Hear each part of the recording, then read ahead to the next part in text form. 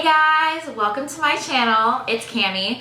So for today's video, I wanted to take a stroll down memory lane and look back at all the cult classic makeup that has been popular for years and even blew up the makeup industry. So grab some coffee and stay tuned to see how I created this makeup look with some of my favorite products and what I think are cult classics.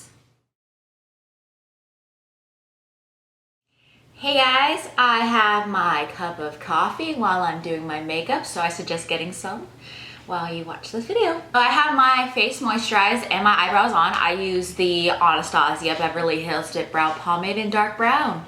Surprised? Probably not. The next product I'm gonna go in with is primer. This is the Nivea Men's Sensitive Post Shave Balm. I remember when Nikki Tutorials talked about this and it absolutely blew up the internet. So I'm gonna use this today as primer. It's just so moisturizing and a little like sticky and tacky. So it works really well for primer.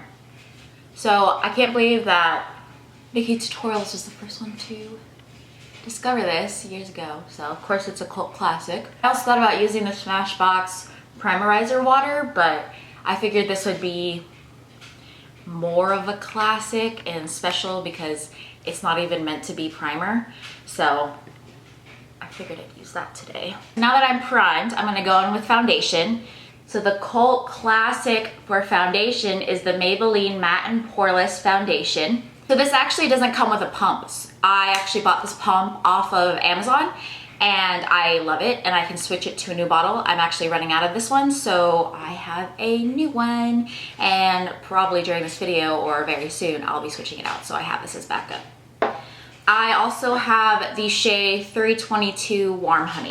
So this has been one of my favorite foundations for years now.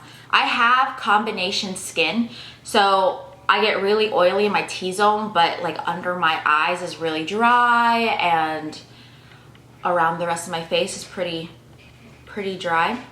So I like using this because it keeps me matte throughout the day, especially around my T-zone. This is also like a perfect match color foundation to me, so whenever I try to go in store and compare foundation colors, I always go back to this one because it's one of my perfect foundation colors. And I'm gonna use the cult classic Real Techniques complexion sponge. I know that probably the cult classic is the Beauty Blender. However, that's $20 and I'm not about to spend that $20 on a sponge. So the cheaper alternative is this Real Techniques sponge. I would also say that the Revlon Photo Ready foundation or the Revlon Color Stay foundation are cult classics. I actually used that when I was younger, but I don't really remember enjoying those foundations, but this is one of my favorite foundations of all time, so figured I'd use it in this video. So the next thing I'm gonna go in with is concealer. And the cult classic concealer, I'm gonna use the Maybelline Instant Age Rewind Eraser. This has the little doe foot top. I actually bought a new one for this video because I haven't used this in ages. Before the Tarte Shape Tape came out, I actually used to use this. I never found anything bad with it. I just like the Tarte Shape Tape better. I also think the top is a little unsanitary. I never found any problems with this concealer. Wow. Do I look like a cat or what? Now that I have this concealer, I'll probably use it a lot more. They also came out with more shades since I used it. So it used to be 3 shades, light, medium, and dark. And now they came out with honey and sand. So they definitely expanded the range, which is really good. I still went with my regular shade that I bought before, which is medium, and it's actually a good match because it's lighter and brightens up the areas that I need to brighten up. Now for powder to set the under eyes. Shockingly, I'm gonna use the Coty Airspun Loose Face Powder in Translucent Extra Coverage. I know this powder can be a bit of a debate because it smells like baby powder, but I remember when people used to love it, and you get so much product and the baby powder smell doesn't last much longer than when you're setting your face. So it's nice to mattify everything because your girl is oily. So now I'm gonna take whatever's left in the cap and swirl it around, set the rest of my face. I know another cult classic powder is the Laura Mercier Loose Face Powder. I've actually never tried that one and I've been wanting to, but the Coty Airspun is just way more affordable, so I went with that one today. So now that I've set my face, it is time for bronzer.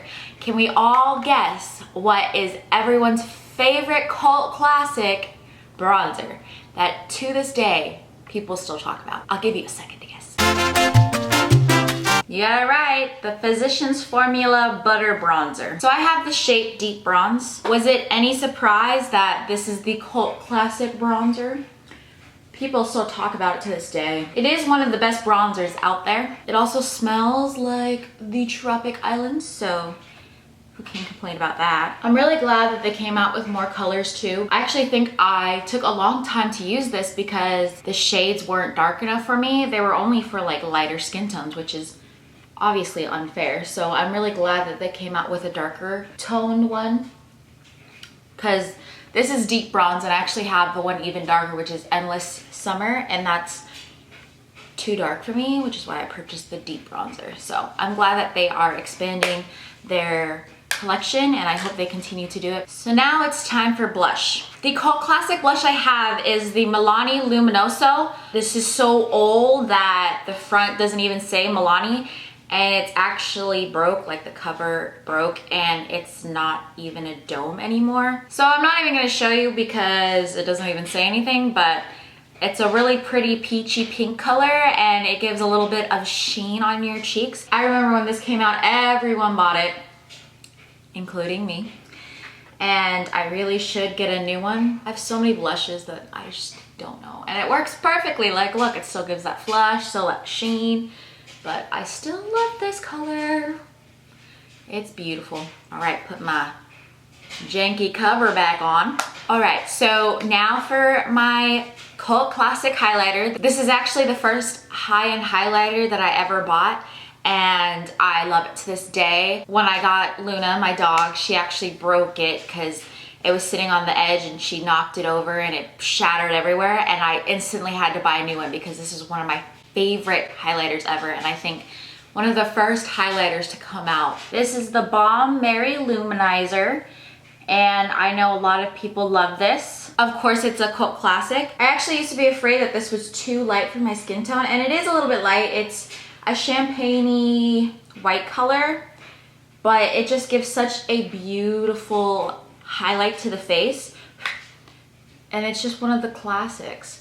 It's not too sparkly, not too shimmery, but still a blinding highlight, which is gorgeous. I'm just going to blend that in with my powder brush a little bit so that's not too harsh. So now we're moving on to eyeshadow. When I think of cult classic eyeshadows, I think of two palettes in particular. One is the Urban Decay Naked, which I actually purchased 10 years ago. So obviously I threw that one away because that's really gross and really old. What's another one you're thinking of?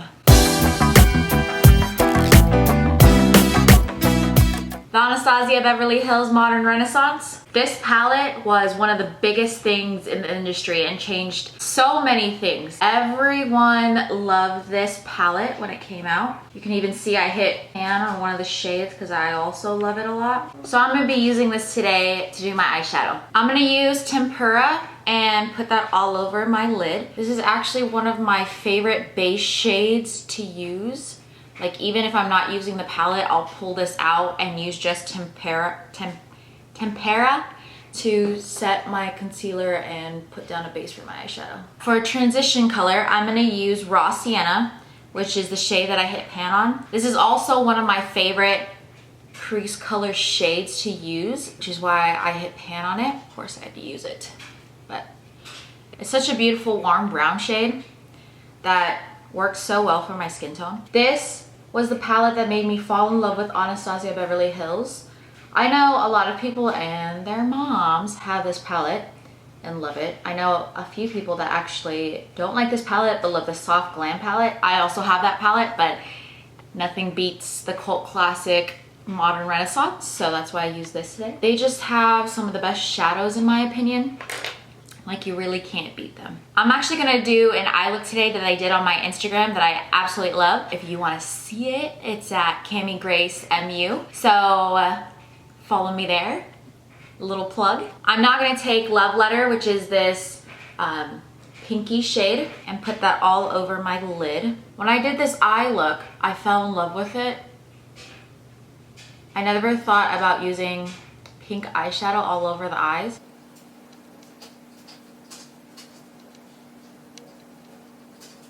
I actually should have done my eye look before my foundation because there's fallout, but YOLO. The thing about the Anastasia Beverly Hills eyeshadow is that because it's so pigmented, there is a lot of fallout, which is why I should have done my eye look before I did my foundation.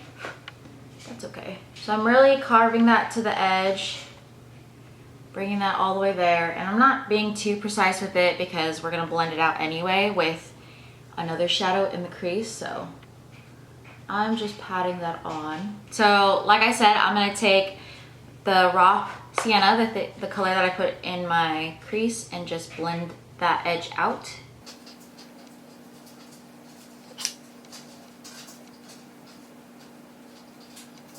I'm just gonna go back into Love Letter and put some more color on the lid, just make it more vibrant because I know we lost some when I was blending it out.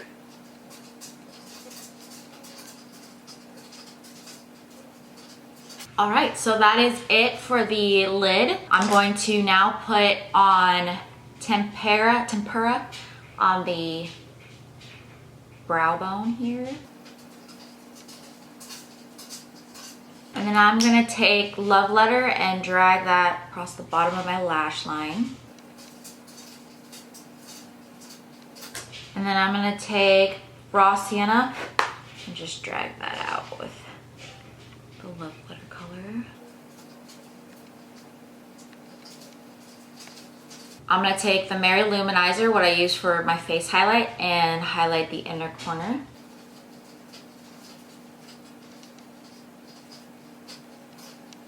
I'm put on some extra highlight because I lost some when I was dusting away the loose powder from the eyeshadow. So I just put some extra on there. For mascara, I'm gonna use the Maybelline The Falsies Volume Express Mascara. I tried to do a close-up of this, but because the tube is so shiny, my camera won't focus on it. But this is a cult classic, so I'm sure you know what it looks like. It's just the purple tube that everyone loves. And it has the curved wand.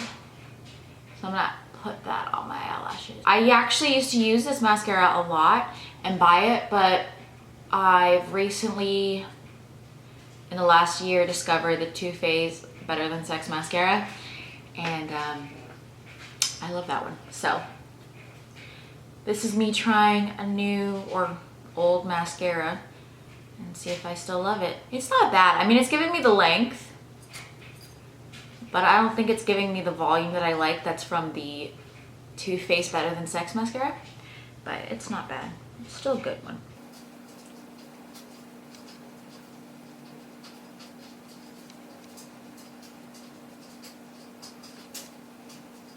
Okay, so now that we're done with the eyes, the next thing to do is the lips. I'm gonna go in with the Ofra Long Lasting Liquid Lipstick. This color is in Verona. I know this are some of the cult classic liquid lipsticks along with Anastasia Beverly Hills.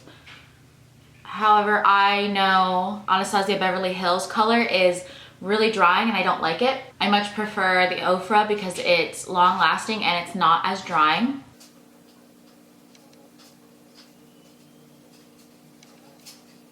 Kathleen Lights used to talk about the Ofra Cosmetics Long Lasting Liquid Lipstick, which is how I found this out. And they have since updated their packaging like, I don't know, 3 times.